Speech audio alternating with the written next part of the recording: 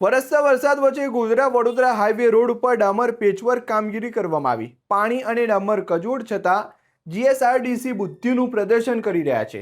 કાલોલ નજીક જીએસઆરડીસીની ટીમ દ્વારા વરસતા વરસાદમાં લીલાછમ રોડ ઉપર ડામર પેચવર્ક કામગીરી કરવામાં આવી રહી છે। વહેલી સવારથી જ વરસાદી માહોલ છતાં એજન્સી દ્વારા રોડ ઉપરના ખાડા પૂરવા ડામર મટીરિયલનો ઉપયોગ કરવામાં આવી રહ્યો છે। સ્થળ ઉપર હાજર કડિયાના ટોલ પ્લાઝા ઇજનેરે કબૂલાત પણ કરી કે પાણીમાં ડામર મટીરિયલ નહીં સેટ થઈ શકે। સાથે જ ઇજનેર પોતાનો લૂલો બચાવ કરતા એમ પણ જણાવ્યું કે એક ગાડી ડામર મટીરિયલ આવી ગયું છે એટલે નિકાલ માટે પેચવર્ક કરીએ છીએ। ડામર અને પાણી ભેજને કારણે પેચવર્કની ટકાઉ क्षमता घटी જાય છે। इसमें रोड का पैचिंग नहीं चल रहा है। टेम्प्रोरी में जो गड्ढा है उसको मैंने फिलिंग कर रहा है टेम्प्रोरी, बट बारिश होने के बाद हमने फुल लेइंग करेंगे।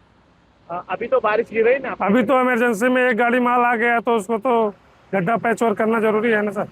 तो मटेरियल इसमें डंपर कैसे पकड़ेगा रोड पे?